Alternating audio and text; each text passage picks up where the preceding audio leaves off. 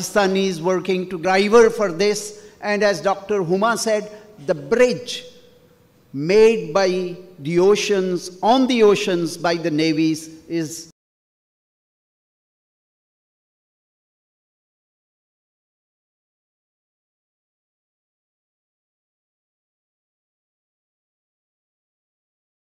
the connectedness which already happens in my view. Thank you. Sir, thank you.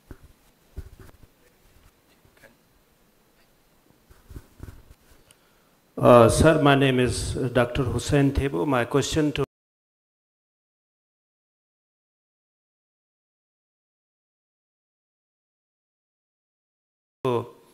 all of you, I prefer to answer. A recent election, we have seen the role of tycoon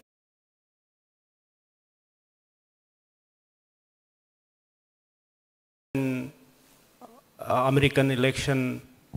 So, how to create the better opportunities for their countries in economic growth?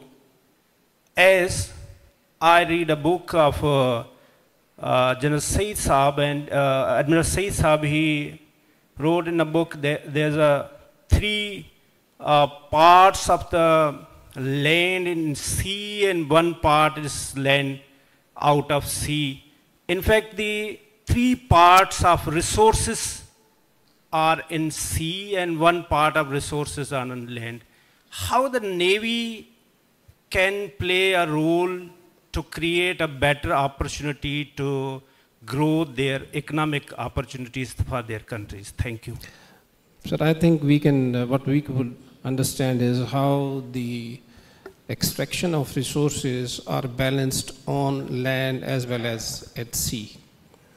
So you would like to take the question, please? Dr. Saab, I think the navies have a very distinct role, and that role is to protect the frontiers of the nation from the sea and the trade. Now, having said that, navies generally will be involved in defensive and offensive operations.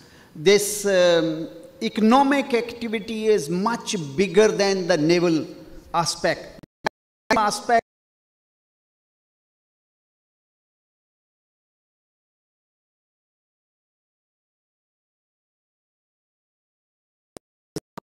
Which has, in my view, it would be better to restrict to the navies to the purpose that they are built, rather than going into making use. You take too many things in your pocket, you are likely to slip somewhere.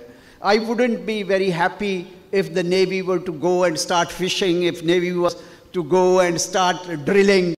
These are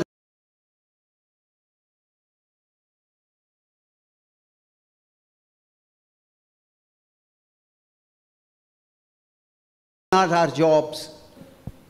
Objectives have to be done by the nations and much bigger than the navies only. That's how I see it. Thank you. Thank you very much. If I may just add one line to it. As much as we talk about prosperity, peace on the seas, collaboration, sea order, keeping the sea lanes open, right of navigation, as a realist of international relations and a student of international relations, I see the combative role of navies increasing in years to come.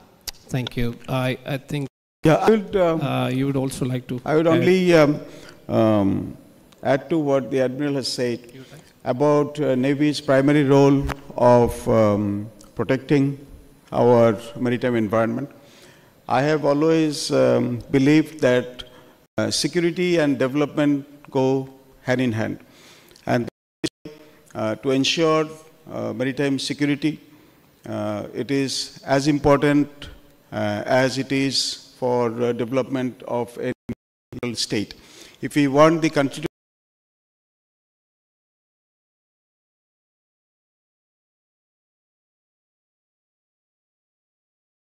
develop, then of course the trade and commerce, these are all dependent on maritime security, security at sea and oceans. So that is where I think the importance of Navy comes in. And as the professor has also mentioned, that the combative role, or we would say rather the traditional roles, are equally important to ensure the peace and stability. But we also have found as practitioners that the non-traditional security threats are becoming larger than ever before. For Bangladesh, for example, in our near vicinity in Myanmar, there are, we all know, there are conflicts ongoing, and the spillover effects are affecting all the countries in the region. This has become a concern for human trafficking.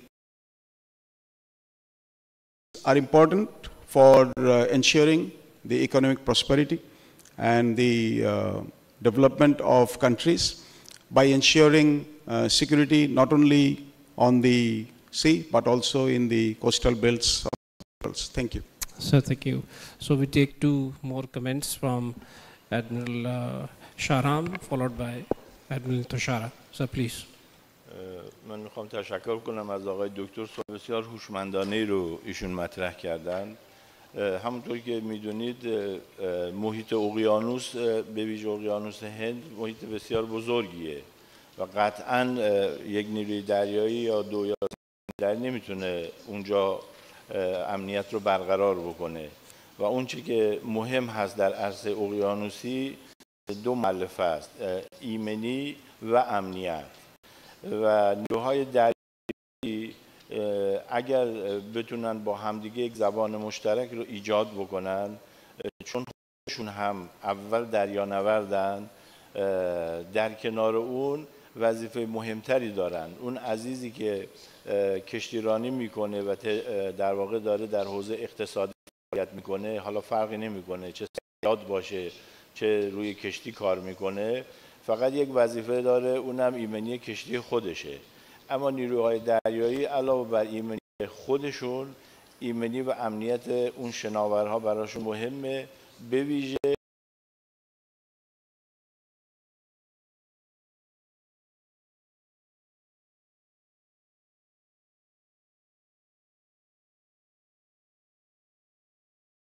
اون انسان‌هایی که روی اون شناورها دارن کار میکنن. لذا مسیر رو ایفا و انجام بدن. با همین تمریناتی که امروز در امان پیش بینی شده و به یک زبان مشترک میرسن و این تواناییشون رو ارتقا میدن که اگر یک شناوری دچار مشکل شد، فارغ از اینکه پرچمش چیه، بتونن بهش کمک بکنن. متشکرم. Yeah, thank you. Just I want to add one thing, and I do agree with the doctor what she said. The only way to achieve the economy and the growth is, I believe in, as I said before, there's no one Navy can deal with all the issues. So I think through the cooperation and coordination we can achieve a lot. And I can say Aman dialogue is one of that means when we sit all together and discuss this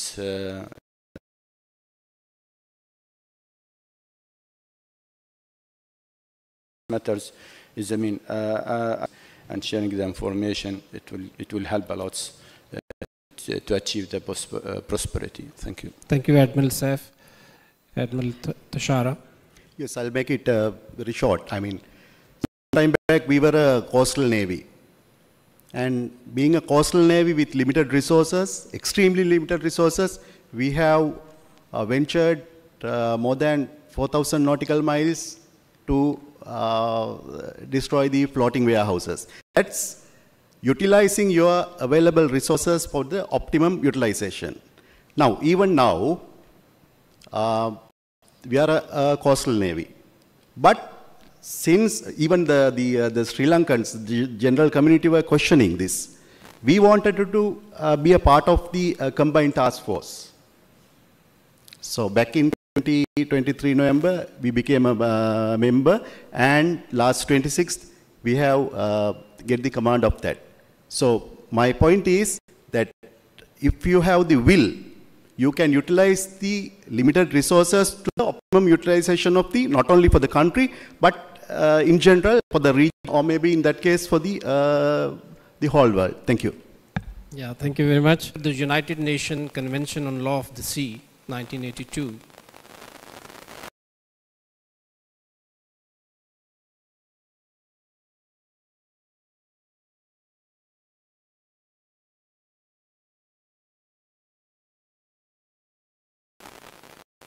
The seas have been declared the common heritage of, so if these are our guiding principles which we agree to, and we have agreed in the United Nations also, I think all the comments lead to the same,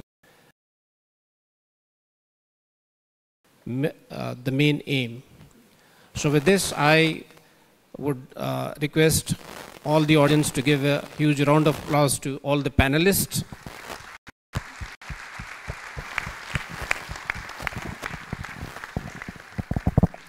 So thank you very much.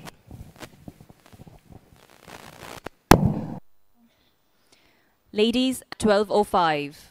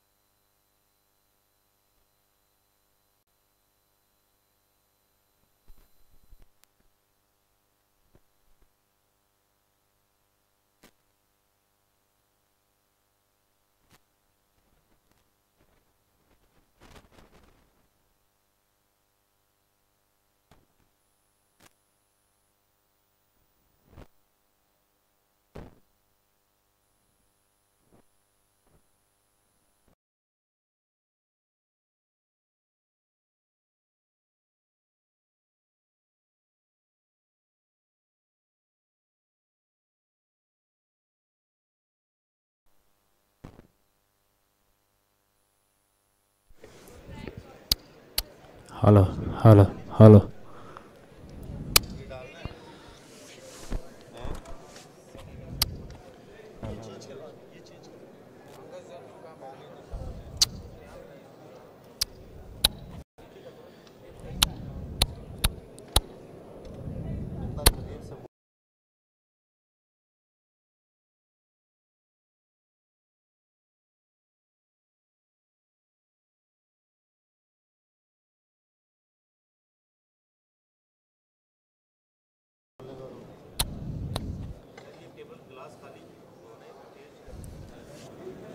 यहाँ से volume सबके बढ़ा दिए हैं।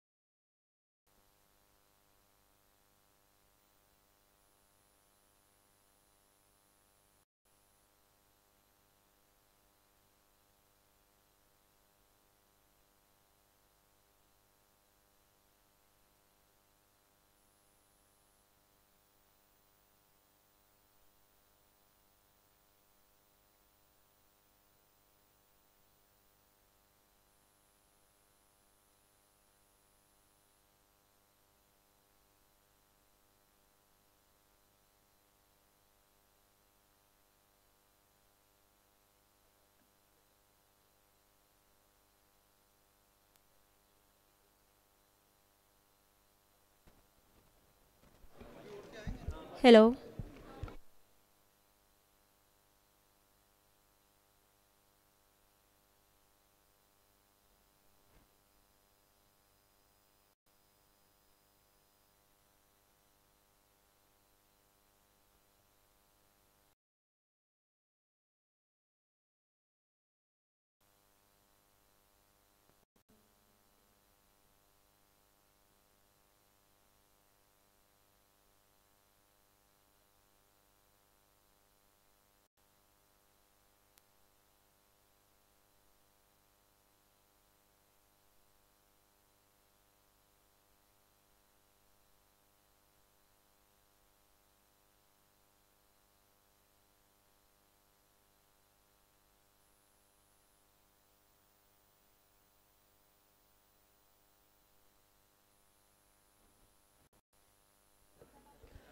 Ladies and gentlemen, I request all the guests to please be seated for session 1.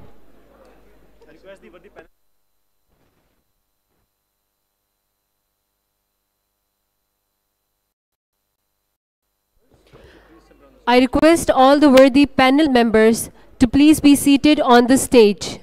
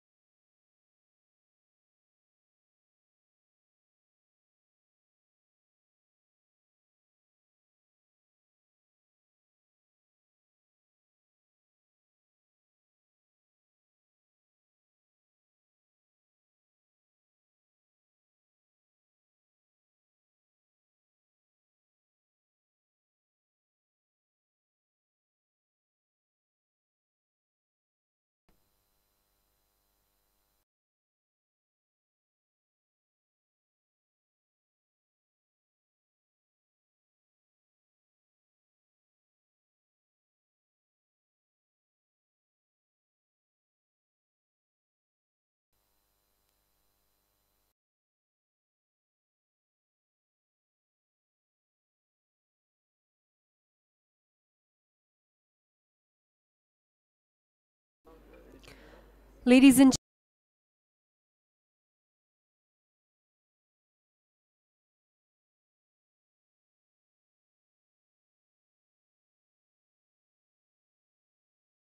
gentlemen, I request all the guests to please be seated for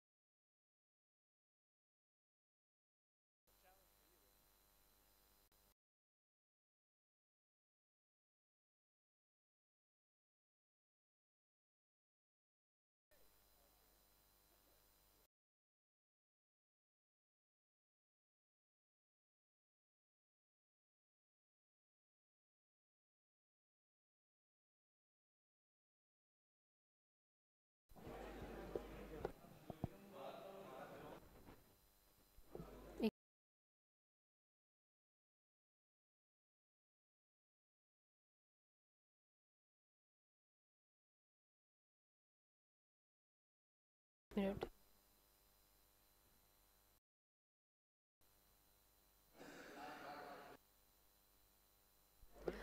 Ladies and gentlemen, I welcome you all to the first session of Aman Dialogue 2025. Let's begin with our first session, which will focus on the theme of maritime security in Indian Ocean, threats and challenges. The session promised to be an insightful exploration of the multifaceted issues facing the Indian Ocean region today. We are fortunate to have with us Rear Admiral Sayyid Hilal Imtiaz, military, retired, as moderator of this session. The Admiral has vast experience and has held various command and staff, instructional and operational appointments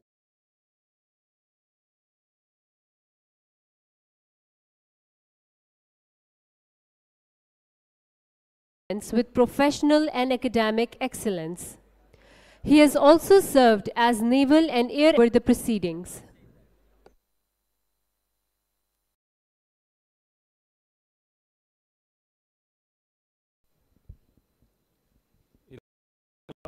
The benevolent, the merciful. I hope I am audible.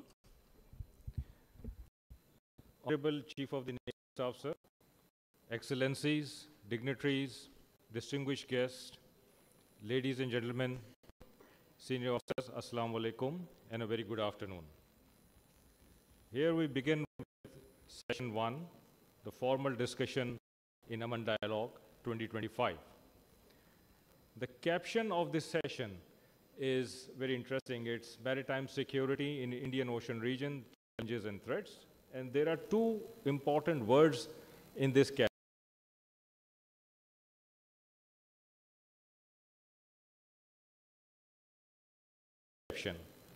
Briefly, just to set the stage.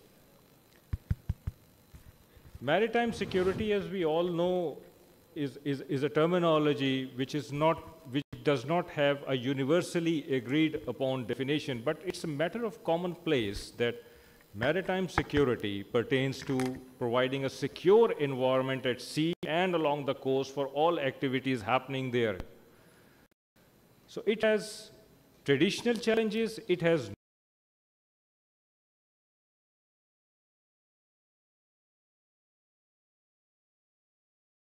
non-traditional challenges. In traditional challenges, non-traditional challenges and threats, which actually affect all countries across the board, they know no boundaries, and there where we need cooperation and collaboration of all nations, all maritime nations and all navies.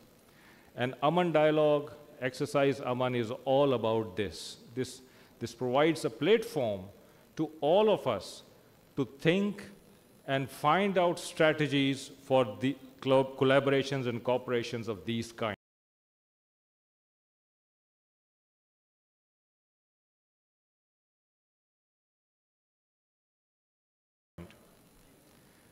When it has 1/5 of water bodies, it has most critical choke points.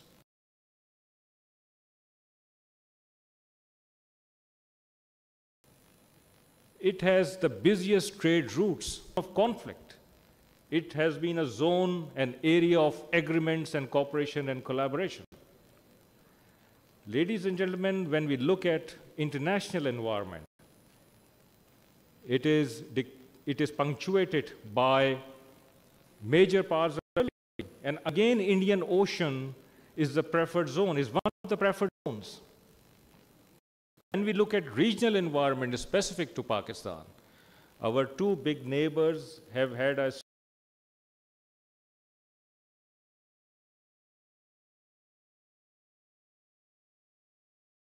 shift in their strategic thought from continental last 30 years.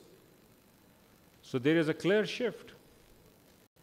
When we look at Indian Ocean from the perspective of illegal activities, there has been terrorism, there is piracy, there is illegal trafficking, smuggling, all sorts of illegal activities have been happening here, and we are working against them. When we look at it from climate change perspective, You all know that Indian Ocean happens to be the warmest ocean in the world. And because of that, there has been a rise in temperature. There has been a rise in water level, which has resulted in decreasing oxygen, in increase in acidification, in land inundation,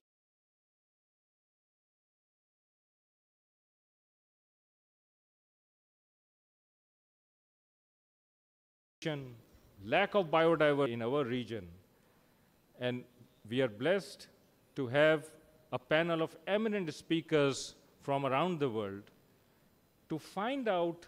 So what I'm going to do is that I'll introduce one speaker at a time and request him to talk about the subject and address a punchline that I will give him.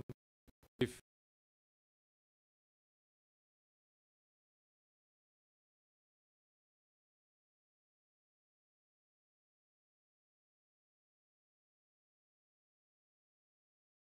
he may or may not like. So first, again, where he leads a research group on ocean infrastructures and a research fellow at the United Nations Institute for Disarmament Research New Maritime Security Research Initiative. He holds a PhD from the European University Institute. Throughout his career, he held several academic positions, including at Cardiff University, Greenwich Maritime Institute, Graduate Institute Geneva, and the National University of Singapore. He is the author of Understanding of Maritime Security, the go-to resource for making sense of security at sea. He has explored questions of international theory, global ocean politics, and maritime security in more than 200 publications. He is a regular speaker and moderator at international level, national news media. Dr. Christian, would you benefit us from dilating upon non-traditional threats and their impact, on maritime security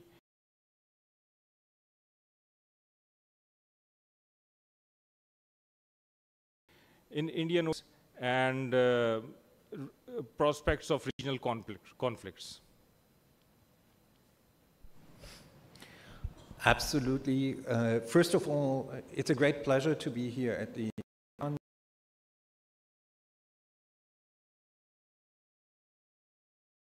dialogue. Congratulations to short presentation. I think if we can put that up, and if it's okay, I would go please, to the... please. Yes? It's up to you. Yes, why not? Thank you.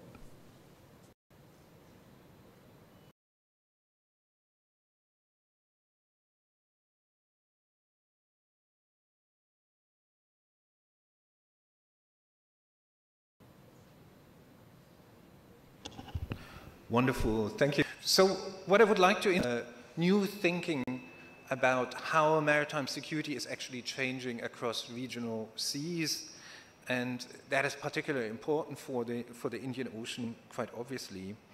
And could I have the next slide? Oh, here we go. Just as a backgrounder, I'm drawing on two publications. Both of those were briefly mentioned already. One is a report, Maritime Security Is, and where it is heading. And the other one also came out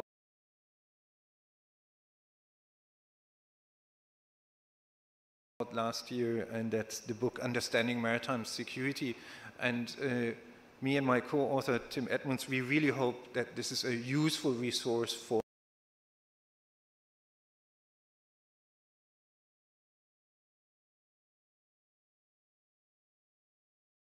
anything related to maritime security. To keep in mind is that human activities at sea has been vastly accelerating. Could I have the next slide, please? Here we go. Beautiful. So this is kind of like some statistics from colleagues from Sweden, and what you can see here on the graph is literally that over the past 2 decades, whatever kind of activity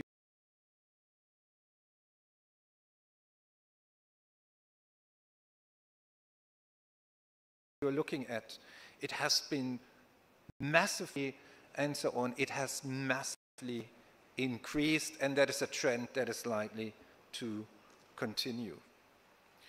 Now, what does that mean? Together with more maritime activities, we are enhancing our connectivities, but this also leads to fundamental new vulnerabilities. Here we go. And the two classic examples we should always keep in mind, first of all, the Evergreen accident.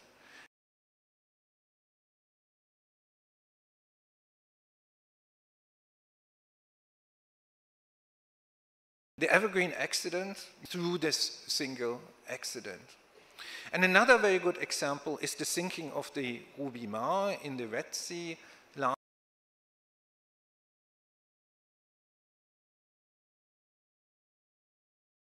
year. And the Ruby Mar down, it destroyed subsea data cables. And it really, really damaged the connection between Southeast Asia and Europe. So these are two examples of how our new age of connectivity basically leads also to new vulnerabilities. Now, what we're doing in the report is we are arguing that we have two types of challenges in the Indian Ocean region and elsewhere. And on the one side, we have established challenges. These we have been talking about for many, many years. Terrorism, smuggling, piracy, and so on. They are on the agenda for many years. They are often well defined in international law. Think about piracy being defined in the UN Convention on the Law of the Sea. And often here the problem are coordination problems. How do we most efficiently deal with these? And sometimes there also continues to be a lack of awareness for these kind of issues. On the other side, however, we also have a set of emerging issues. And these are really, really important because they are relatively recent. And on top of it, there's a lack of consent of how they actually should be defined, how they should be prioritized. And for the majority of them, the law is not straightforward. So there's a non-deficit on top of it. Often it's also unclear, is it a Navy question, is it an environmental problem, and so on. So this really characterizes these new challenges. So in the report, we actually argue that there are 20 challenges that we really, really must pay attention to. Quite obviously, I was only given 10 minutes, so I cannot run through all of these 20 challenges. But interestingly enough, if we are looking at where these challenges are coming from, they are linked, first of all, to the expansion of maritime activity that I was already referring to, but they are also linked to other mega trends that we'll find at sea, and that is the digitalization and automation of much of maritime activities. Think about a contemporary port, it's fully automated. Think about the move towards less and less crew on vessels and the automation of navigation. Various kinds of new technologies, artificial intelligence, but drone technology, for instance, are game changers.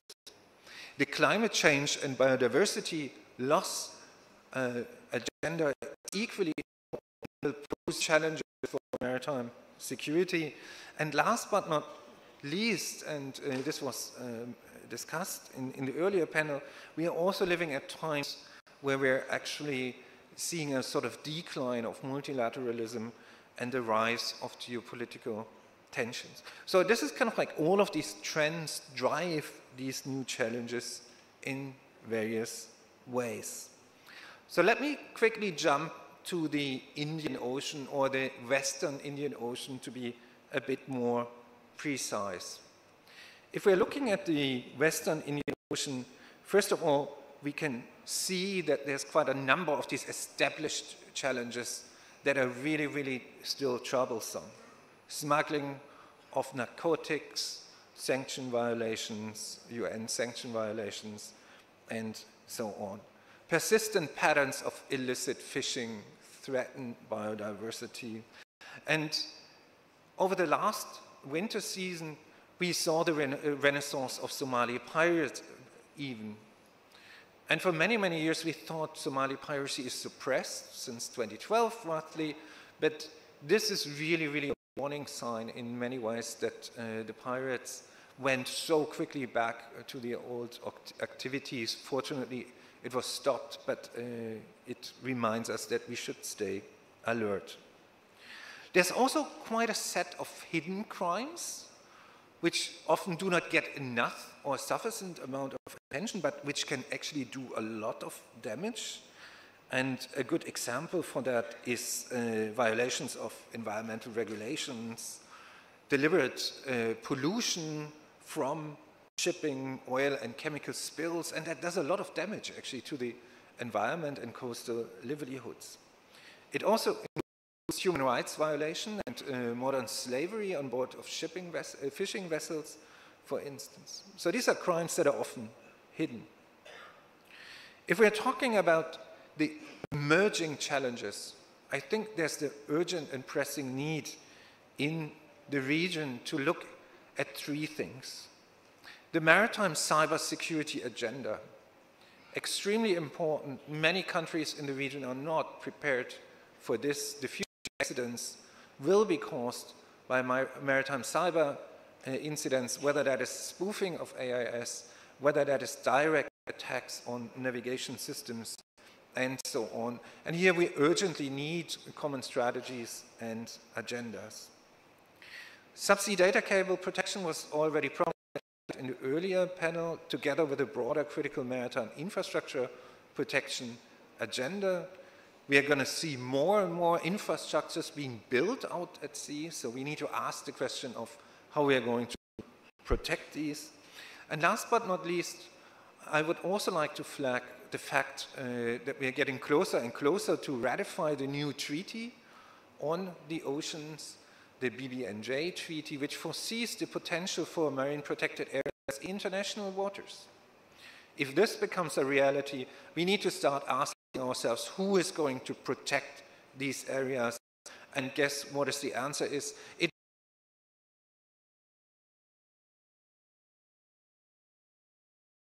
will be you, the navies of.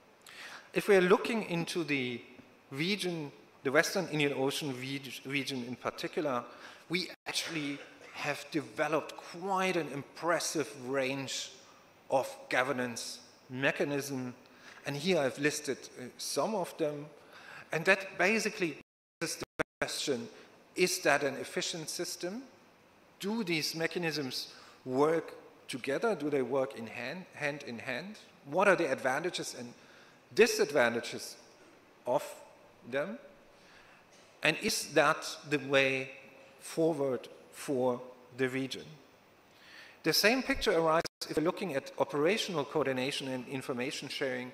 In particular, there's at least 7 or 8 regional mechanisms in place. And I think all of that calls for a better harmonized agenda in the region without, however, assuming that we could develop this sort of master plan that everyone would subscribe to. But I think there's an urgent need to discuss how a strategy for this part of the world could look like. And I do hope that today and tomorrow and the Aman dialogue in general can move and make steps towards that direction. And here is where I'm going to end. And I thank you very much for your attention. Thank you.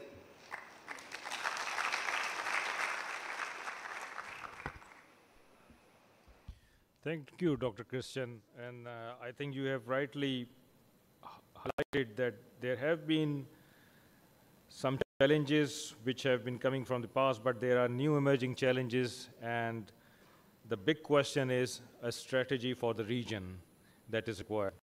And platforms like Aman Dialogue, Aman Exercise, I think these can provide answer to your question. So thank you very much for your discourse. Ladies and gentlemen, we have Commodore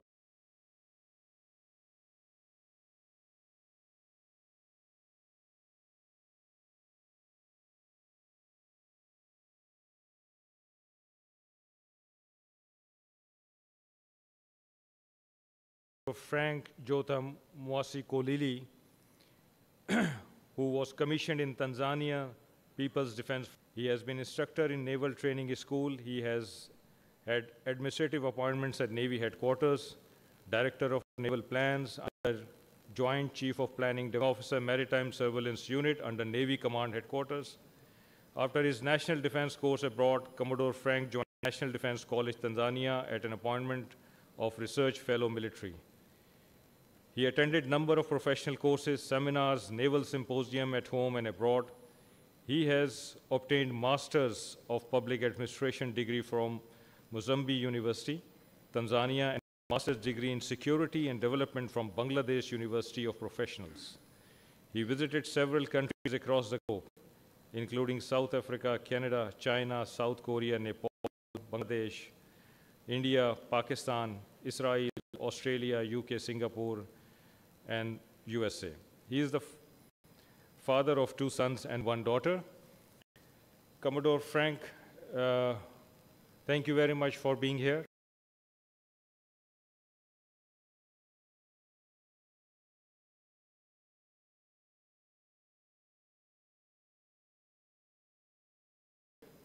And please educate. Much, sir. On behalf of the Tanzanian Navy Commander, Rear Admiral Hassan, I'd like to take this opportunity to thank the Chief of Naval Staff, Bangladesh Navy, for inviting Tanzania to attend this strategic exercise, Aman 2024. So may I take a podium for your permission, sir?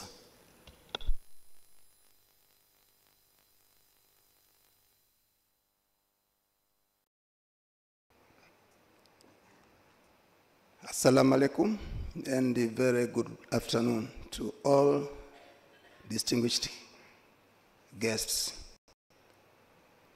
In both and honor and privilege to stand before you today on behalf of the Tanzanian Navy Commander, Rear Admiral Hassan, to present on the matter non-traditional maritime security threats, its impacts, and the way forward. The case of East African waters. In my introduction, the maritime domain plays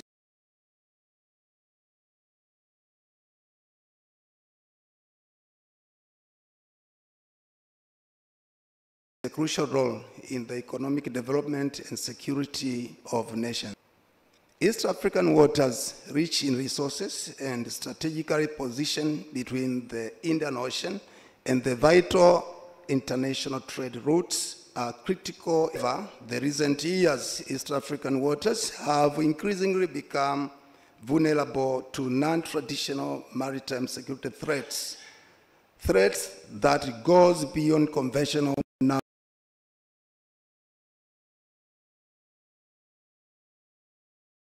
naval warfare and encompasses a wide range. My scope will be as you see in the screen. The aim of this presentation is to highlight non-traditional threats and their impacts on maritime security threat at the Indian Ocean, in particular East African waters.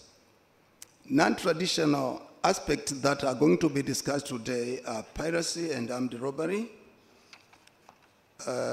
unreported and regulated fishing,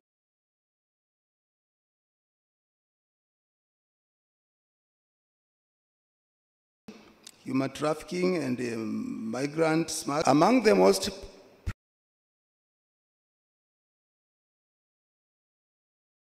pressing non-traditional maritime security threats in the Indian Ocean are piracy and armed robbery. As to discuss a few, the waters of the Horn of Africa, particularly near Somalia, have long been host point for piracy. While the frequency of piracy attacks has decreased, the threat remains, with pirates targeting merchant ships, fishing vessels, offshore oil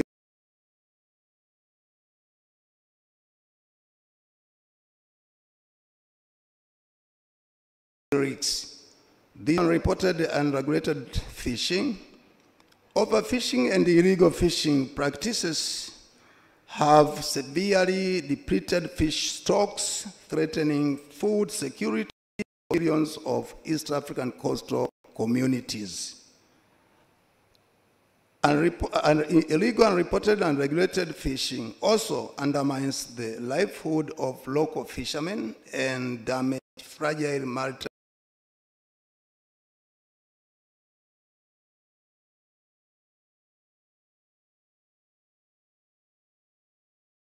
ecosystem in Indian Ocean coasts.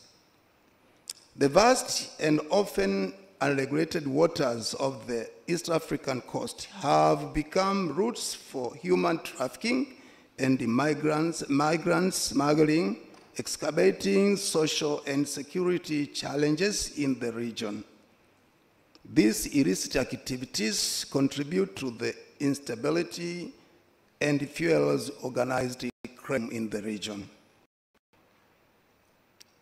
About environmental degradation materials poses significant threats to maritime biodiversity and the overall health of the ocean ecosystem.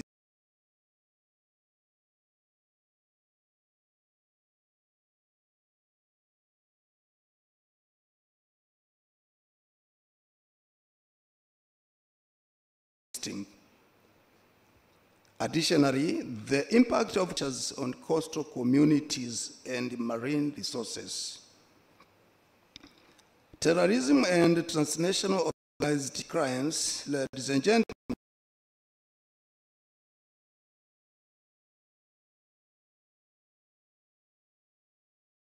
African waters as weapons which contribute to activities of terrorist groups and organized criminal networks. These transnational crimes have destabilized and effects on regional security. The impacts, in summary, the impacts of these non-traditional maritime security threats are for reaching in several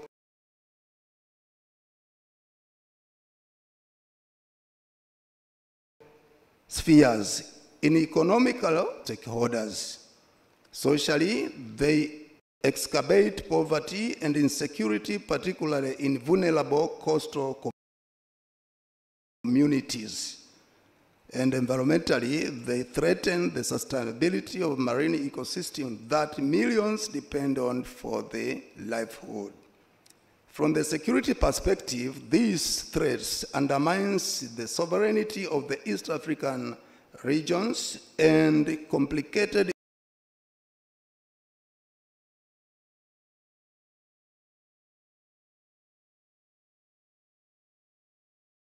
efforts to enforce laws and orders at sea. There is an environmental concerns.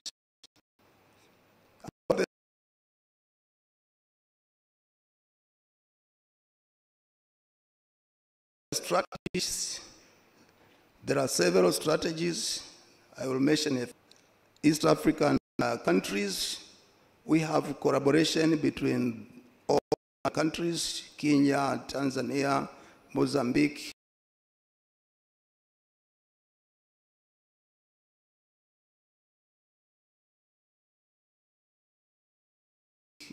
through Comoro Code of Conduct, whereby we conduct operations and the cooperation to strengthen the navies which we have so as to enhance capacity building to our and developing sustainable fisheries management and other practices. Concerning international partnership support, which most of the African countries, in particular Indian Ocean region, you have seen several operations where even Pakistan have played its post. The challenges faced by the East African nations and are transnational in nature, and such international cooperation is a key aspect.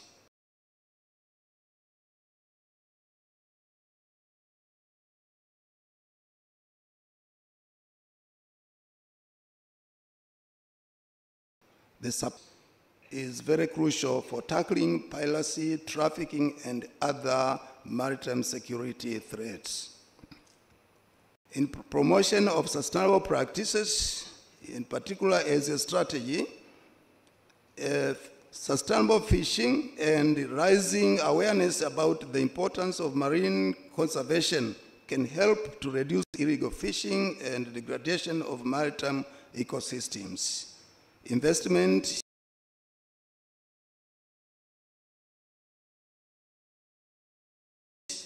in alternative livelihood for local communities to conclude.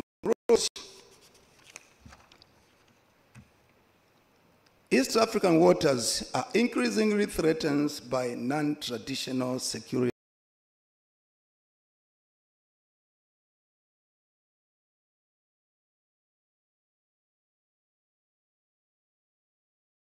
threats, risks that affect not only the region but also the governance and initiative approaches to maritime security.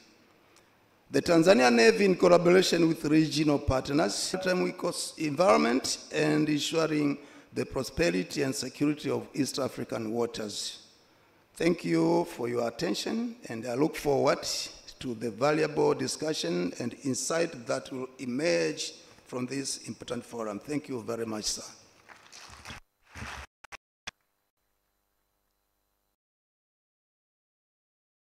Thank you, Commodore Frank. I think something very interesting you have brought out, that these climate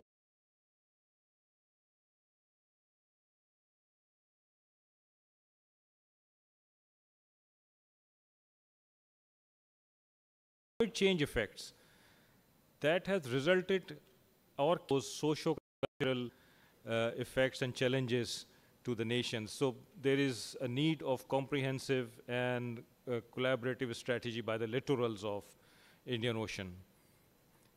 Thank you very much for your... Ladies and gentlemen, we have Brigadier General Mohammad Salim from Maldives National Defense Forces. Brigadier General Mohammad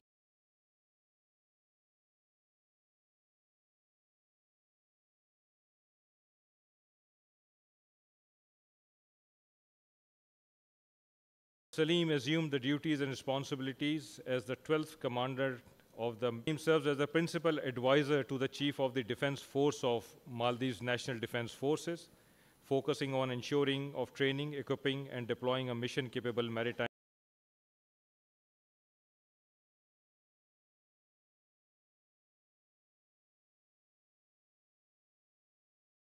force for the Coast Guards. During his 29-year career to date, Brigadier Coast Guard platforms, he has held strategic appointments in the Coast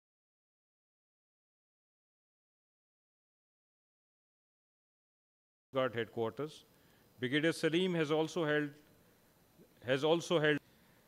Brigadier Salim has been awarded the SARC Medal, Good Conduct Medal, Distinguished Service Medal, and the Republic Medal. He is also decorated for his service with the Presidential Ribbon, Ribbon for Bravery, and Ribbon for Exceptional Skill. He has also been handed the Chief of Defense Forces Commendation on his operational service to the Coast Guard and Maldives National Defense Forces. Thank you very much, Brigadier Salim, for being here. Please express your opinion, especially on the effectful country, Maldives. Thank you, moderator. I would also like to present from the podium.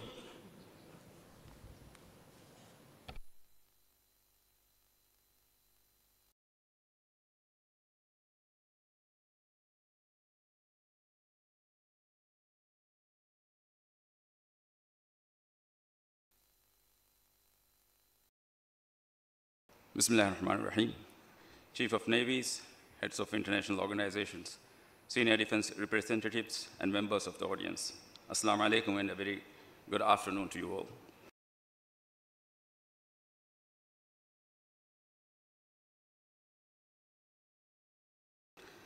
I would like to express Navy for inviting the Maldives National Defense Force to the inaugural Aman Dialogue 25. Over the past several years, I have participated in several iterations of Exercise Aman in various capacities, and it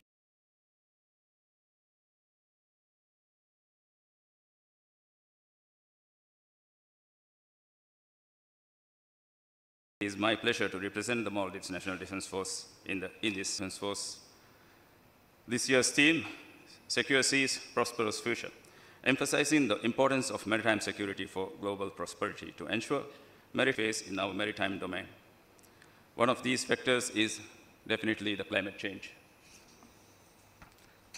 Today, I will explore how rising sea levels, extreme weather events, and changes in oceanic ecosystems are not just environmental issues, but significant to security concerns requiring urgent action and global cooperation. The world's ocean highways for global trade, sources of food and energy, and contain within them zones critical for security of the littoral states and beyond.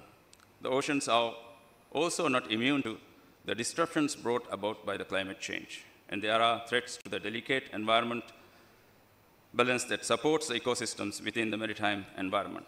It also poses unprecedented challenges to the maritime security. We are living in a world where rising seas threaten to consume entire coastlines, where powerful storms disrupt trade routes and disrupt livelihood of thousands of families, and where conflicts erupt over shrinking resources. From increased piracy fueled by resource scarcity to the displacement of coastal communities, the effects of climate change are reshaping the way nations safeguard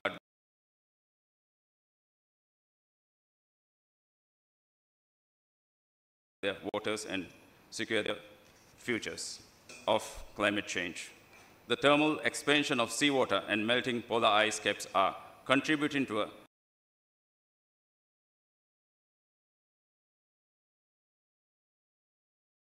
steady increase in global sea levels, 1993 average. For coastal nations and island states such as Maldives, this poses an existential threat. As coastlines erode, critical naval infrastructure such as ports, docks, and military bases are at risk of submersion or severe damage, compromising the ability of states to defend their borders. Moreover, mounting sea levels contribute to high storm surges, carrying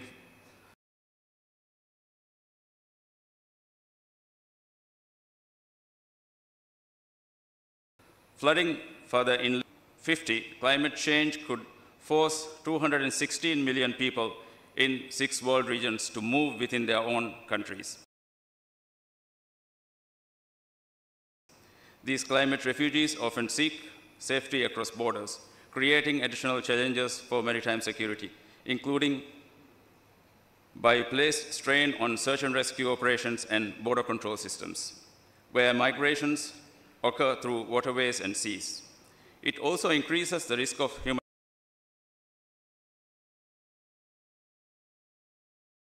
trafficking and other criminal activities requiring coordinated including hurricanes and typhoons. These storms threatens populations in addition to the livelihood of thousands of seafarers and fishermen who rely on their daily catch to earn a living for their families. On the other hand, drought events are also increasing with severe events affecting food security of 20.9 million people across the Horn of Africa in 2022. The economic impacts is staggering.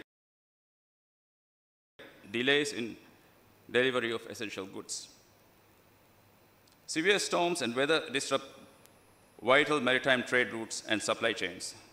This leads to bulk carriers and tankers to seek safer alternative routes that are closer to shores and coastlines where sensitive marine ecosystems thrive. This heightens the risk of large vessels running aground and spilling vast quantities of oil. These spills not only threaten maritime biodiversity, but also require extensive resources for cleanup efforts, diverting attention and funding from other critical maritime missions.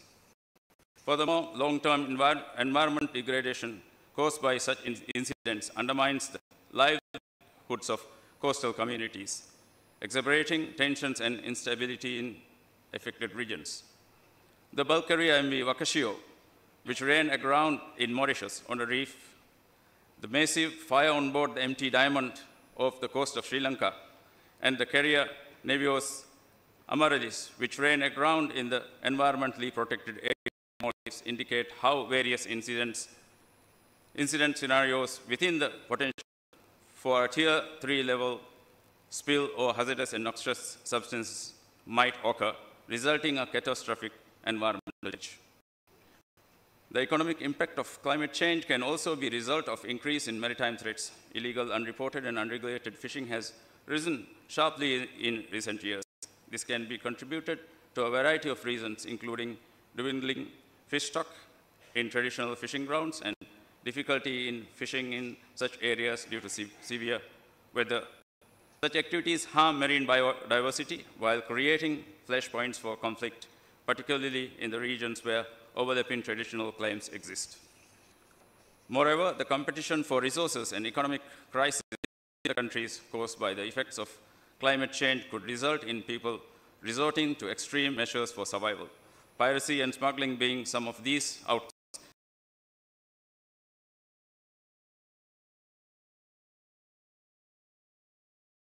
People may also ISIS opening new shipping lanes and exposing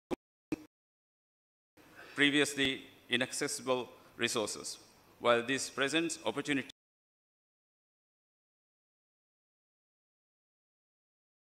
for trade, it also raises significant ways.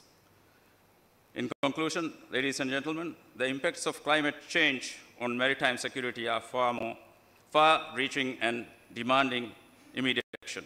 Rising sea levels, extreme weather, resource competition, and mass displacements are not only isolated issues, they are interconnected challenges that threaten global stability.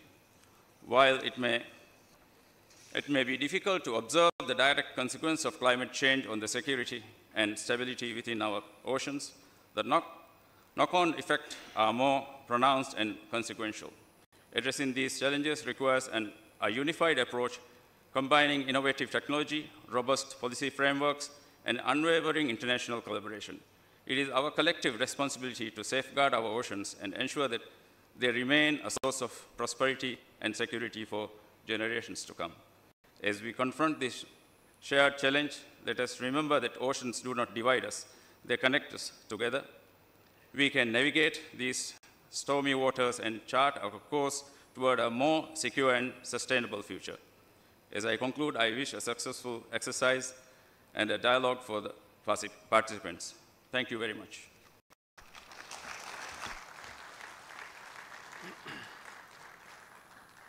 Thank you very much, Brigadier General Salim.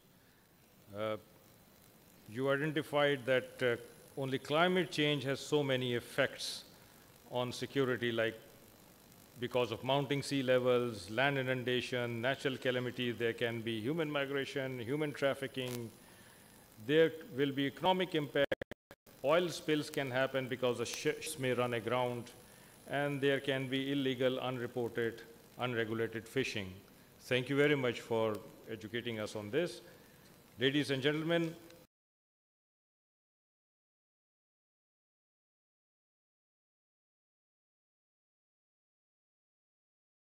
next we have a senior officer in Navy in 1988 with the rank of ensign and qualified as an electronic warfare officer and then specialized as a telecom, surface and electronic warfare officer in Italian Navy. As commanding officer, he commanded offshore patrol vessel, a frigate, and aircraft carrier Cavour. He was also the force commander of the EU NAV Force Somalia Atlanta operation deployed in the Indian Ocean and Gulf of Aden. The Admiral was also the chief of the finance department of the Italian Navy and General Staff. He has been the capability director of the Italian Defense General Staff, Defense Capability Department since June 2024. He is working in the staff of the Chief of the Italian Navy. He is a well-educated and political science. He is currently serving as advisor of Chief of Italian Navy. Thank you very much, sir, for being here. And we would like to be beneficial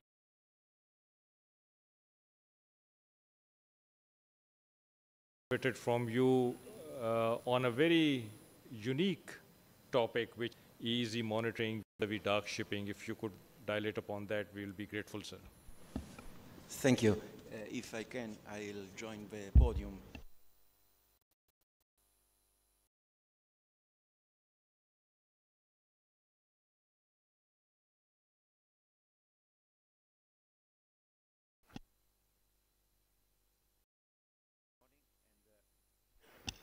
Good morning, everybody. Thank you for this opportunity. Well, I'll show you a quick view about the matter, about space-based maritime awareness, with a particular focus on the monitoring of economic exclusive zone and identification of dark shipping. Well,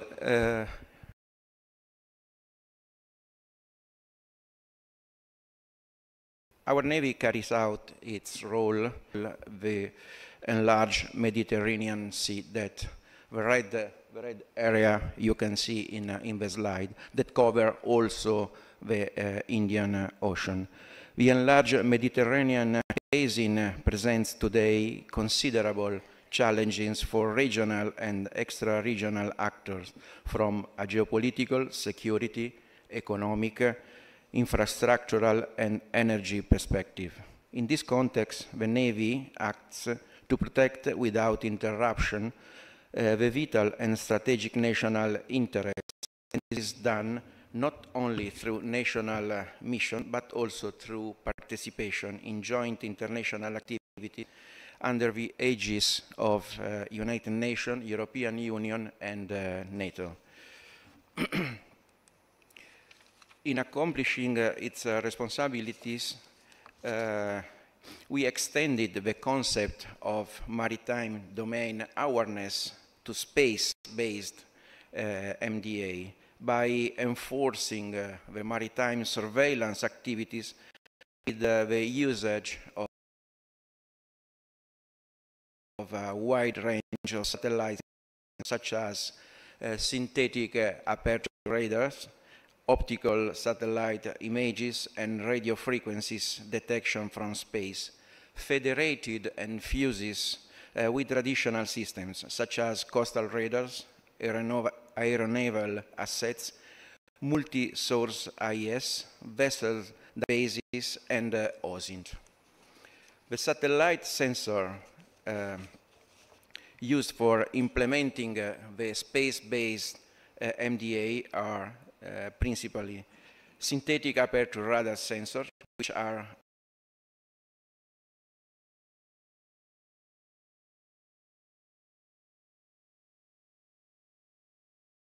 active sensors allowing night and day ship detection and characterization over wide areas. Optical sensors are passive sensors, meaning that they register the sunlight reflected over the surface of Earth. For this reason, optical images are mainly acquired during the day hours. Radio frequency detection from space represents a quite new source of information, allowing to detecting RF activities such as the presence of X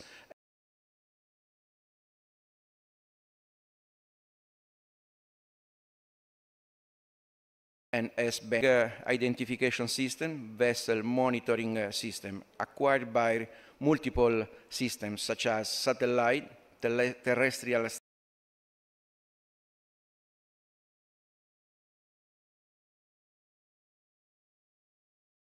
stations, and a moving vessel. Despite its weakness related to the possibility of maritime traffic. All the heterogeneous data coming from those sensors are then processed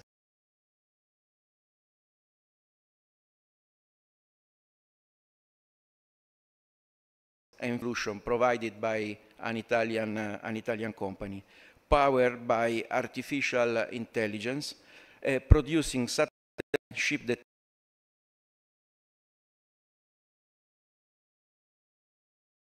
detection, route analysis, route prediction, anomaly detection, extraction of maritime part. We benefit in particular of the availability of Italian dual SAR constellation Cosmos SkyMate, made up of 5 SAR satellites and granting high performances in terms of spatial resolution and quality of acquired images.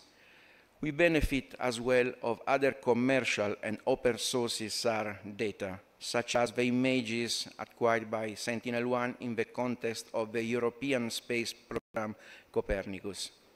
Another important Italian governmental asset is OPSAT 3000, a very high-resolution optical satellite used for defense and intelligence application. The capability to use many satellites, revisit time, resolution, information age, and covered area allows to increase the persistency and frequencies in gathering awareness about the maritime scenario in the area of operation. On the right side of the slide, you can, sorry. No. Sorry.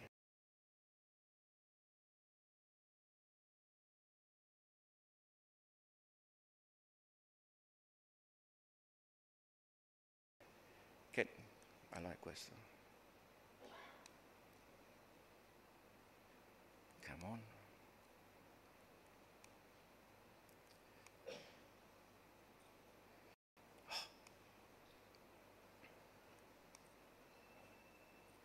Well, on there was yeah, too late. There was on the right side of the slide there was a real example of an acquisition plan of over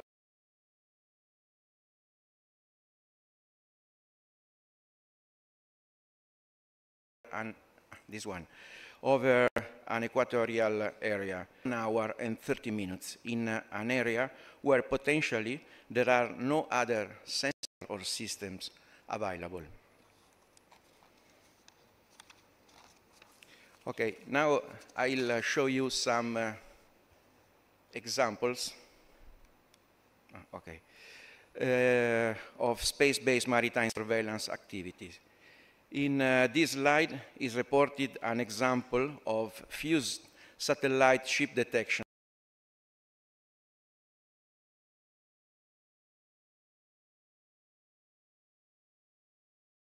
report, which is the principal product of a satellite maritime presence of a vessel in a certain position at a sensing time, providing the radar signature, the estimation of the size, heading, and speed.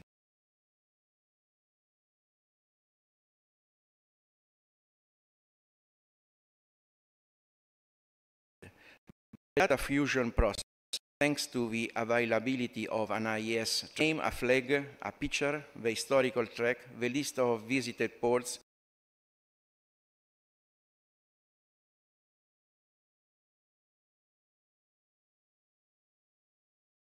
and past events.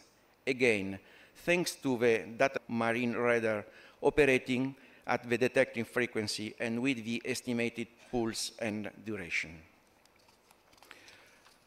Here is shown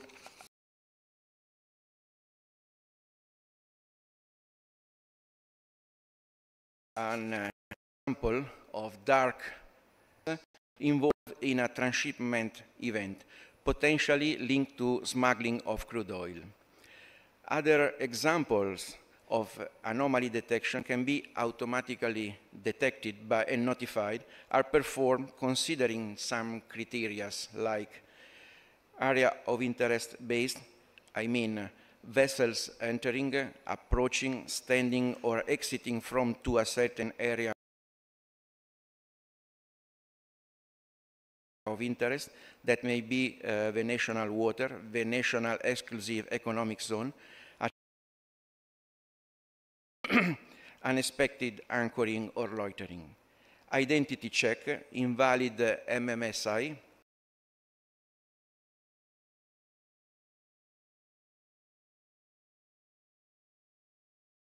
invalid IMO, clone identification codes, and unregulated fishing boats, knowledge discovery, extraction of maritime patterns, and detection of persistent future.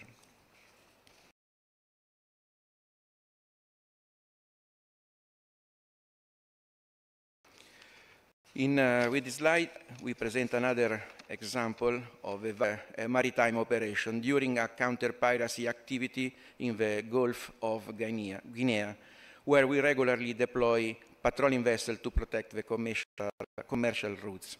In this case, we received an alert from one of our frigates in the area about a potential risk related to a possible unknown standing target close to the predicted route of a commercial ship ready to be escorted. Receiving the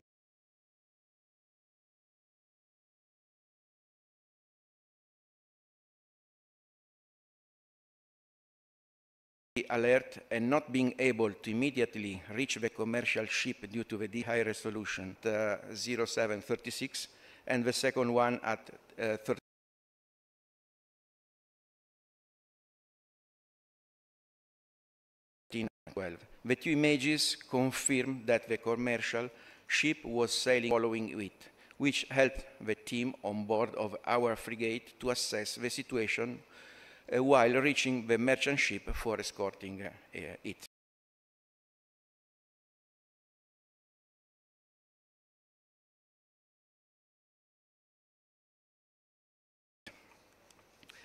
Concluding here, the last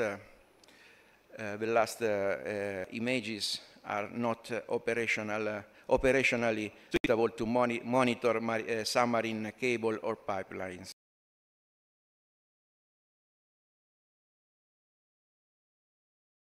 The presence of dark vessel along the path of submarine cables, as well as fused with other sensors, permitting the early detection of anomalous and anti-economical behavior.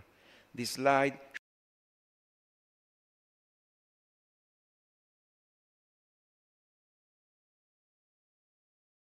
shows a real example of an Italian company. The analysis of historical geospatial data and satellite images provided evidence of a vessel deviating from the expected route and crossing the path of a submarine cable during the dates of a reported accident to the cable. Further analysis permitting any way to exclude a sabotage of the cable, clarifying that the ship behavior was due to rough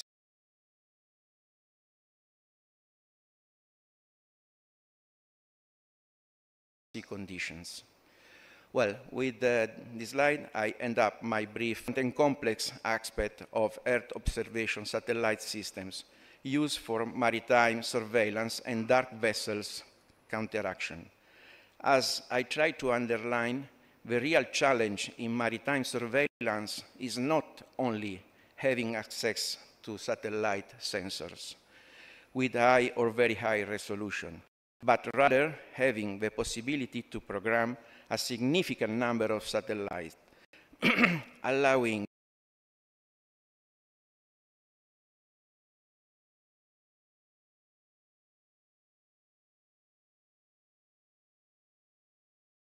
to consistently reduce and to allowing the consequent tasking of an air or naval assets for subsequent investigation. This is very efficient on their own and are complemented by commercial satellite systems, which increase the overall capabilities and the acquisition possibilities. The near future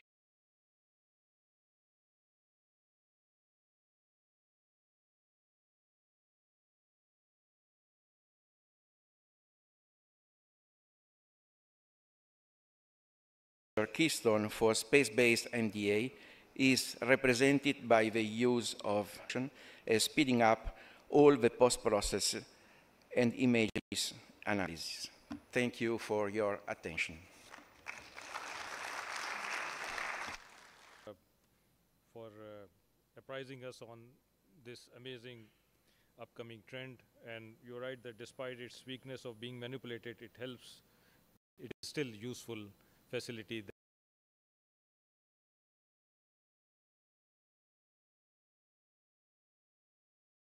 can be fine-tuned for future use. Thank you very much once again, sir. Ladies and gentlemen, we are privileged to have Vice Admiral Angus Topshee, who is the 38th Commander of the Royal Canadian Navy.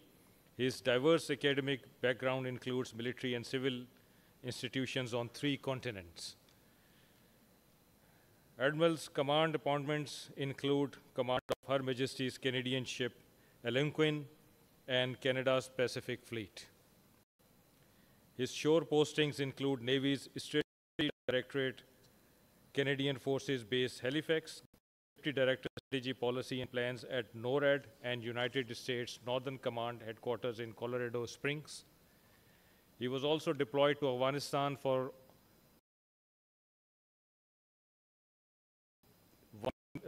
year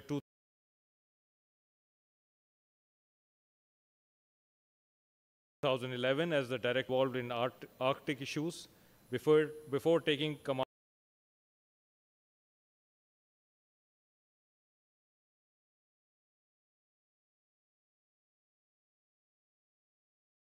of the Royal Canadian Navy in May 2022. He had the honor and the pleasure of commanding. Thank you very much, Admiral, sir, for being here. And I would request you to please apprise us on enhancing maritime cooperation through intelligence and information sharing among the littorals. Thank you.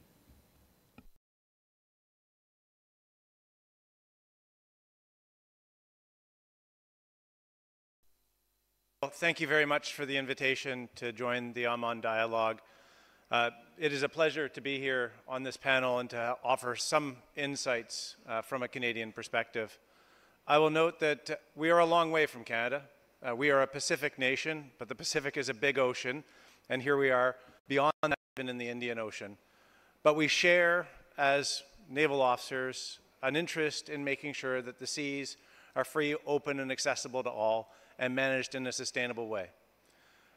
The presentation that I'll offer today is to suggest how it is that we could, by sharing more information, by opening up and exposing more of what's happening on the oceans, ensure that we do preserve that fairness and fair and sustainable use for all.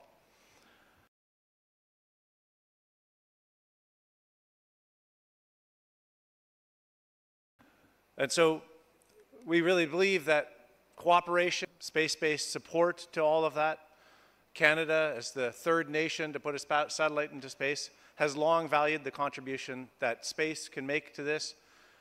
And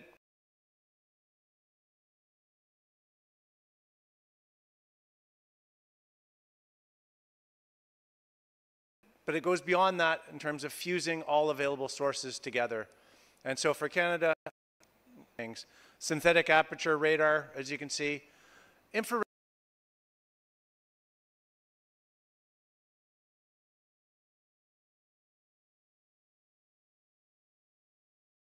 detection of vessel activity, in particular when it comes to fishing.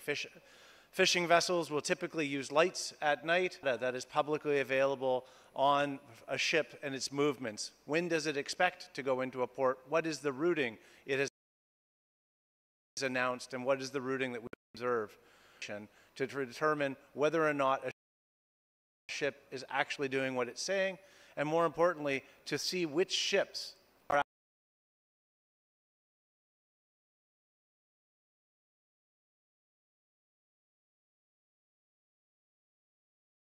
acting differently or perhaps not following what we would expect them to do. Synthetic aperture radar and the RadarSat Constellation mission is at the heart of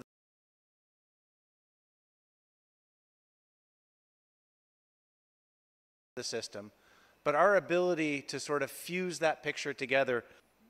And so some of the key features shown here on the slide, and as part of our commitment to information sharing, this presentation is available to all members of this, and there are some additional slides in there that go into further detail about exactly what it is that we have produced. And the other thing I would like to say is that as we go beyond that, you know, the complexity of the maritime environment today is massive. This is just a simple, data blank of what all of the different AIS reports are at that moment in time. Not every ship is required to use AIS. Not every ship that is required to use it turns it on. Some of those who use it are deliberately misleading us with what they put in there. All of that information is what we try and parse through, sort through, and then turn it into something useful. Because for us, it's not so much about the fact that we can gather this information, but what can we do about it? And so one of the things that Canada takes particular pride in is the fact that we partner extensively in sharing our dark vessel detection technology with other nations. Ecuador and Peru in South America have used zones. In the North Pacific, we use it to monitor fishing fleets. Our salmon fishery is critical to our indigenous peoples on the west coast of Canada. But those salmon go many miles away, in fact, to the far side of the Pacific. This technology allows us to work with partners in East Asia to make sure that we can track that fish population across the entire ocean and monitor to make sure that all countries are holding their to manage that. We should remember that there is a natural incentive in a lot of these systems. When you know that everyone has signed up to us, most fishers will try and take a bit more than they probably should. So it's important that we try and monitor what's going on and manage to help people hold them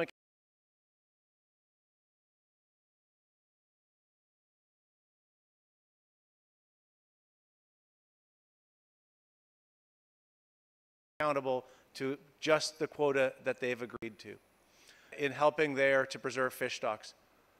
40% of the world depends on protein from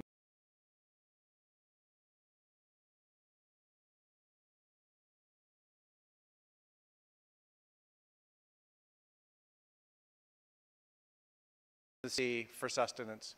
And so for us in Canada, we regard this as absolutely information and intelligence have tremendous value to us, but by sharing them, by exposing what's happening on the seas, we can enhance that shared prosperity for all of us and realize the vision of the Aman dialogue.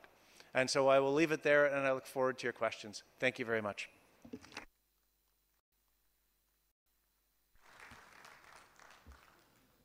Thank you very much, Admiral Sir. And rightly said, it is not the aim to get information, but what actually can we do about it? And I think there lies the answer, that if it is shared with others, then only we can do something about the information that we have gained until its communication. Thank you very much, sir, for that. Ladies and gentlemen, our last speaker for this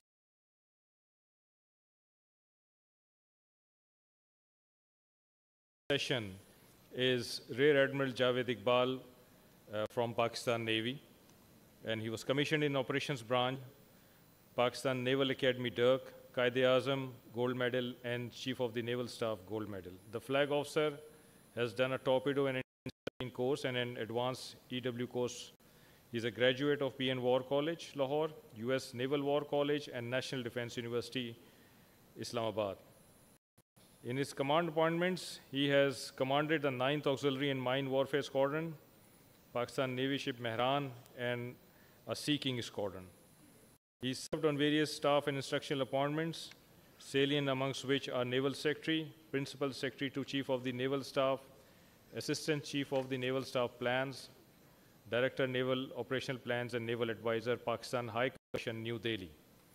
In recognition of his meritorious services, the Admiral was awarded Hil-e-Imtiaz military by the government of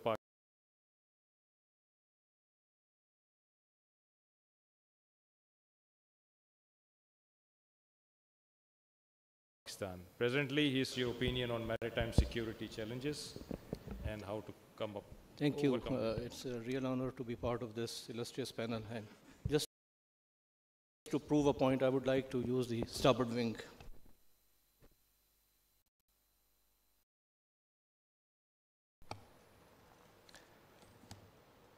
Honorable delegates, distinguished guests, Assalamu alaikum and good afternoon. Before I develop on the maritime security challenges, on the lighter side, a personal challenge, when you are the last man standing, everybody has taken the wind out of the sails and everybody is waiting for the lunch. That was on the lighter side.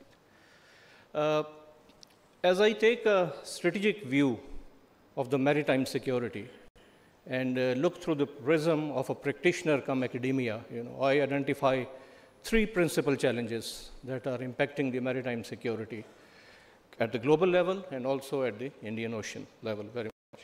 These are the blue stretch, and this will dilate upon something that Dr. Buger, you were reflecting the blue acceleration. The next one is the geopolitics have sailed to the sea. The trend that Dr. Homa Bakai was referring, new Cold War will be fought at sea. And the third is the technological disruption, something that Admiral Topsy and Admiral Stefano mentioned, how technology is aiding us, but I will like to highlight how it can disrupt us as well. So firstly, I believe that there is a significant blue stretch in the maritime domain due to, blue economy-led blue acceleration and blue crime. They are pulling in opposite directions. And this, if not managed well, has the potential to rip apart the fabric of maritime security. Over the last half a century or more, we have seen an explosion flashed before you, and it is continuing. The maritime trade volumes are set to further triple by year 2050. But the challenge is that the corresponding paraphernalia to efficiently handle and comprehensively safeguard the activities is struggling to keep pace. Our inability to comprehensively address the blue stretch, I think, emanates from a patchy and exclusive ocean governance and maritime security architecture.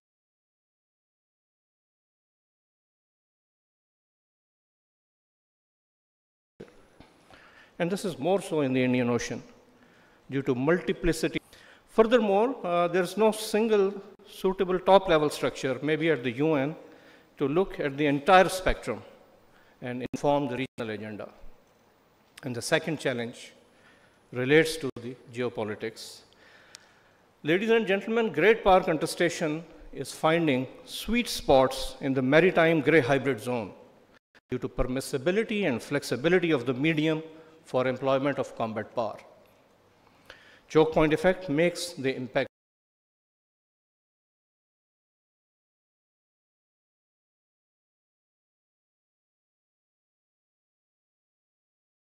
global. Everyone is Cape of Good Hope, and everybody has to pay extra.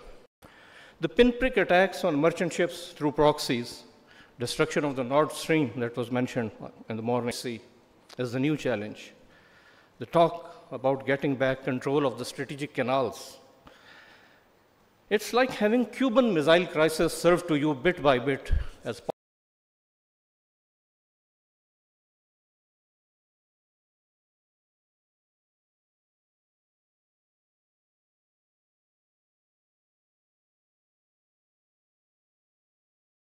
part of a salami slicing maritime strategy.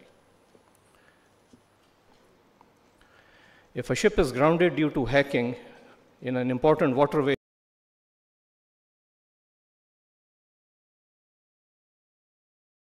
impeding transit of a carrier battle group en route to a crisis zone, how should, or as an attack on national security? Now recall the impact of Ever Given that was mentioned earlier, and the concerns begin to make sense. This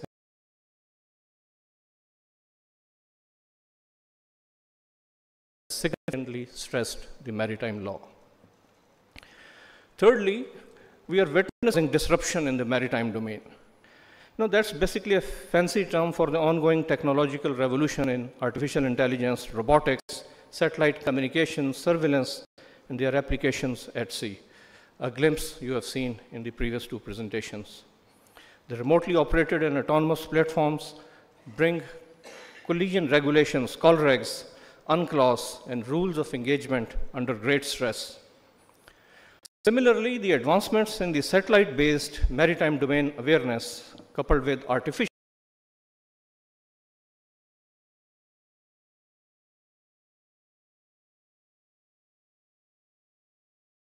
intelligence is expensive to afford, at least at present, and possibly comes with the political alignments. Therefore, most littoral countries struggle.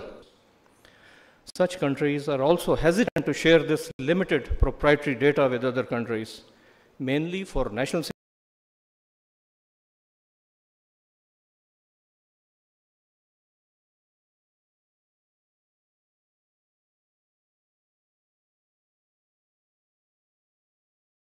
security concerns and partly mistrust.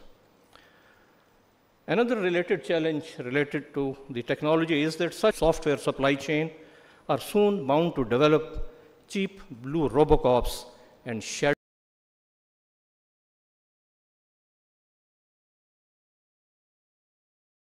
MDA software that may attract buyers. Reviewed the challenges briefly in the time allocated. We are in a position to discuss contours of the way ahead. First of all, I think we need to change the strategic direction, the way we handle the maritime security. The principal reason for this gap-riddled maritime security architecture is the state-centric and exclusive security community approaches, rather than people-centric and inclusive security community approaches. Where geopolitical fault lines are a barrier to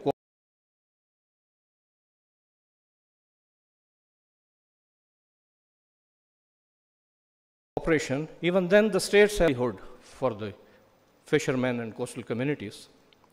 There are success stories in the form of at sea agreements, code for unplanned encounters at sea, and the CMF ROEs that were hammered out despite differences.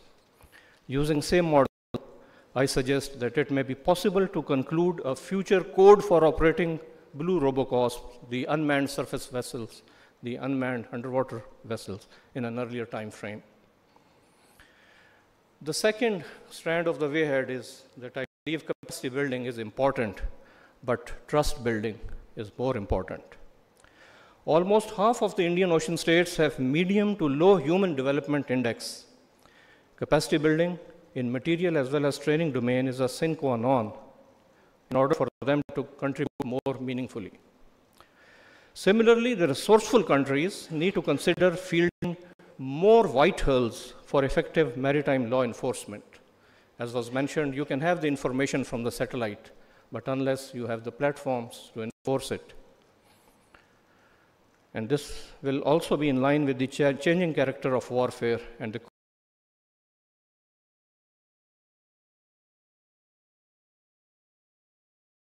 cost-benefit metric of maritime domain awareness softwares. And the more foreign funding goes into the capacity building, especially with respect to the MDA softwares, the more mistrust it engenders with respect to security of information and its intended political usage by the powers that provide software.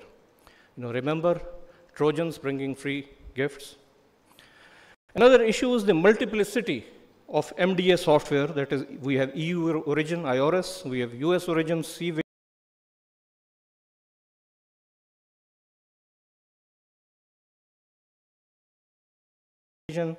also hinders interoperability. As mariners, we all know that trust cannot be built overnight, hence more innovative approaches are required to build trust within an inclusive maritime security community. The next strand of the way ahead is that we can use the top-end technology, but I think the technology is not the panacea. It's not the silver bullet. What is the key is the human and the networking. Intelligence is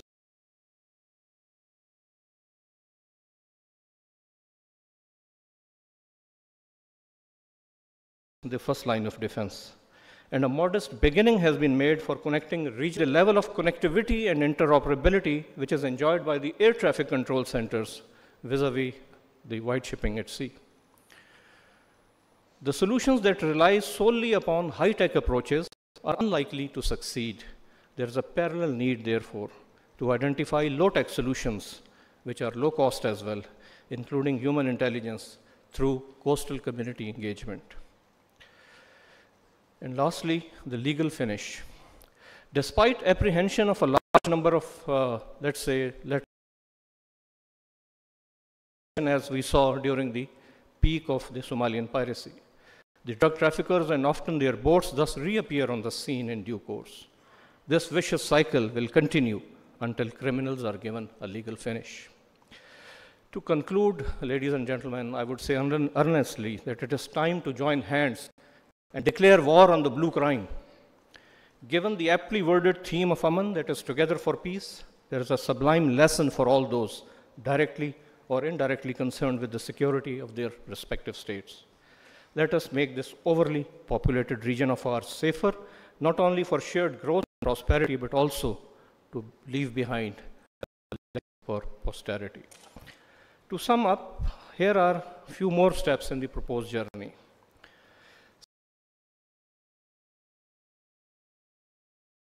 States may undertake comprehensive reforms of the respective ocean governance and maritime security architecture using a bottom-up approach informed by a top-level regional as well as international discourse by building inclusive and regionally connected maritime security communities to mitigate the effects of blue stretch in the foreseeable future. Secondly, that major powers may invest to extend the benefits of niche MDA technologies to less endowed littoral states, but following an open source, open access approach, and I call it O2SA, to improve trust and to improve the global MDA through seamless integration of the information fusion centers. Here I'm informed by one of the saying of my professors in the US Naval War College that if you do not export your security to the troubled region, they will export their pain to you.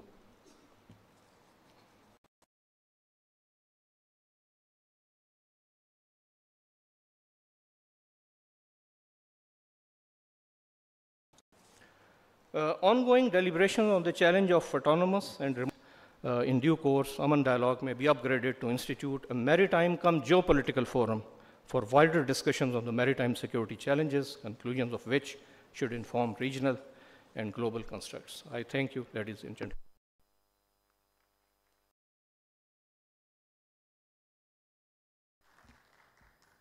Thank you very much, sir. And change in strategic direction is required. Capacity building vis-a-vis trust building, effective law enforcement, more innovative approaches, community inclusive approaches, high-tech versus low-tech solutions. I think you have given food for thought for subsequent sessions of Aman Dialogue. And I thank you very much for your discourse today. Ladies and gentlemen, we are short of time, but we can take at least 2 questions. If you have, please raise your hand, introduce yourself, and ask the questions. Please.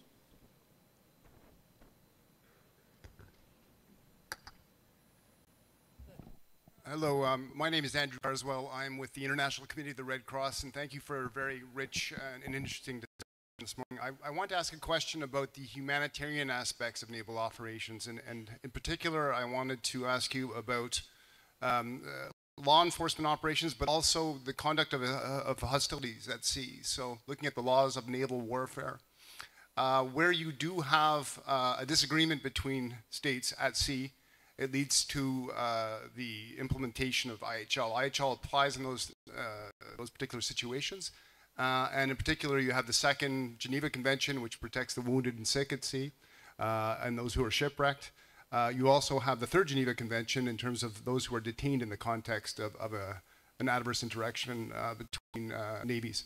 So my question for the panelists is, to what extent are those laws being prioritized, and to what extent do you take into account humanitarian considerations? Thank you.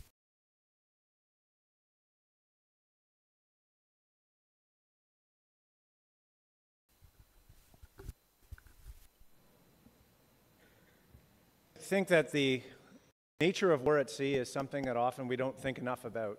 War at sea is extremely vicious and violent, and unlike in the field,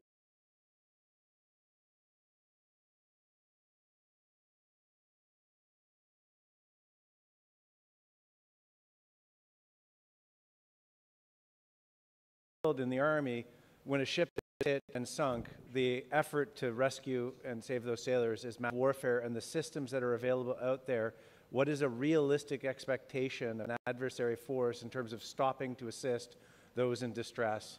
And I think for those sailors that are in the water, to try and assist them, but to not jeopardize the ongoing operations of that other vessel. I think we could probably do more to study that and just talk through that context. One of my fears is that because we have seen such land-centric conflicts for so long, I know my colleagues in the Canadian Army talk in terms of a golden hour and an expectation of medical care being delivered rapidly to sailors or to wounded people that is not realistic for sailors.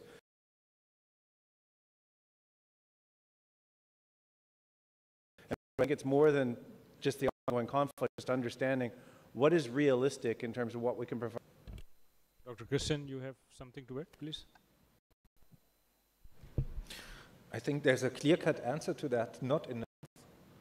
But quite obviously, there's also the positive trend that the question of human rights at sea more generally is more and more actually given attention to, not the least because of a number of NGOs working in that domain. And you might have also seen that the Human Rights Council of the United Nations, for instance, also started to look into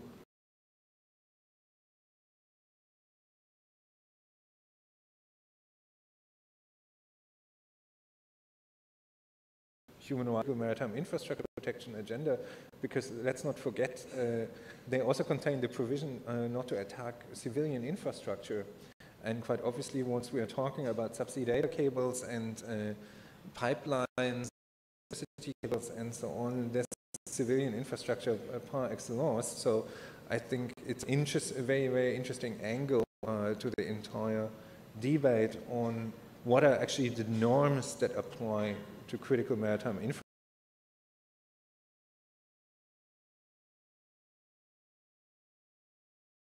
infrastructure protection.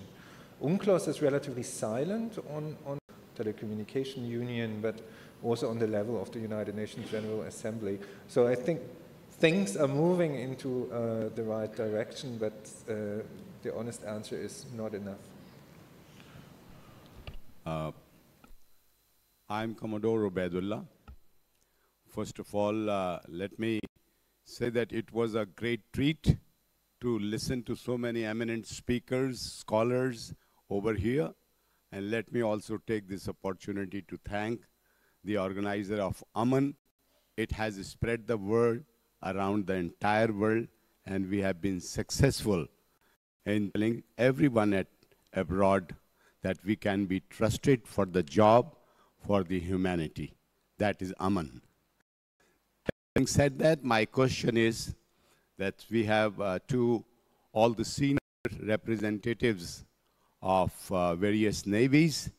We have heard a number of speakers talking about their contributions towards the blue economy, towards generally securing the seas for a prosperous future.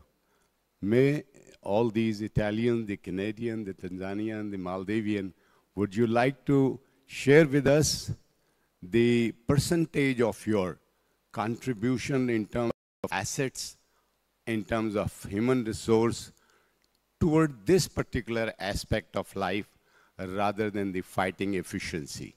Thank you very much.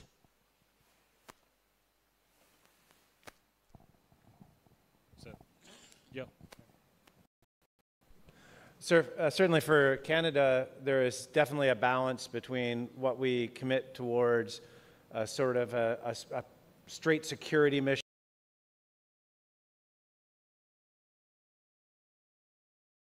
in support of, say, the North Atlantic Treaty Organization. Our coastal defense vessels and our Arctic and offshore patrol vessels are almost entirely focused on human security missions. In fact, right now, one of the Canadian ships, Harry DeWolf, with a U.S. Coast Guard law enforcement detachment on board, is looking for drug smuggling and human trafficking in the Caribbean. Another ship, Margaret Brooke, is working around South America on again, looking at fisheries.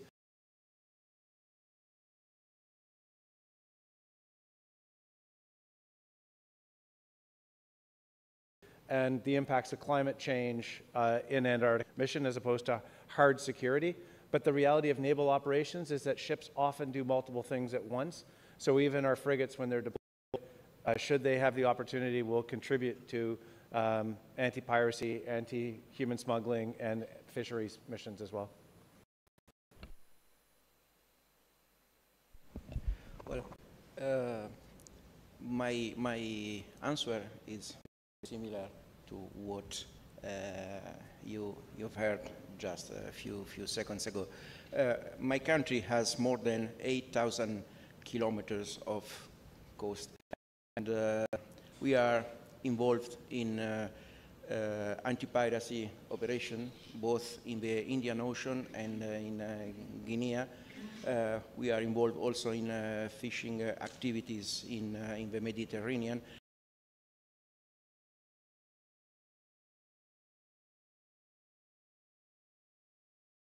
And we are involved in the main goal is we export 80% of our production by sea. So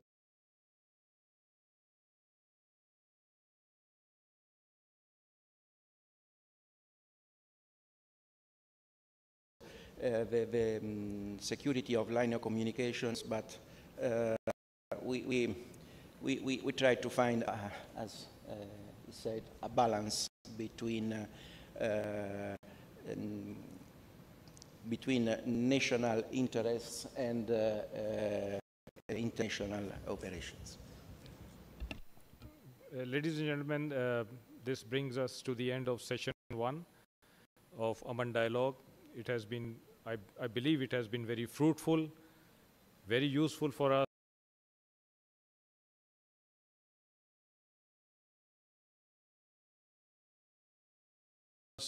And we look forward for more sessions like this. It has been and apprising us on important topics. Ladies and gentlemen, please join me for a big round of applause for our panel speakers.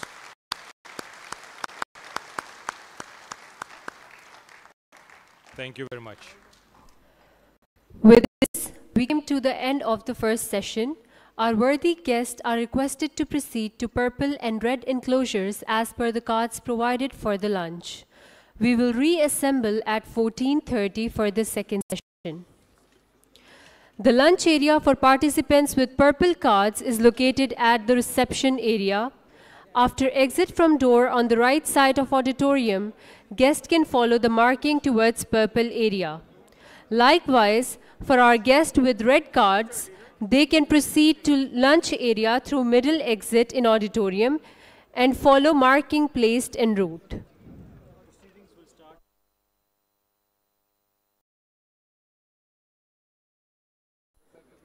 The proceedings will start at 14:30.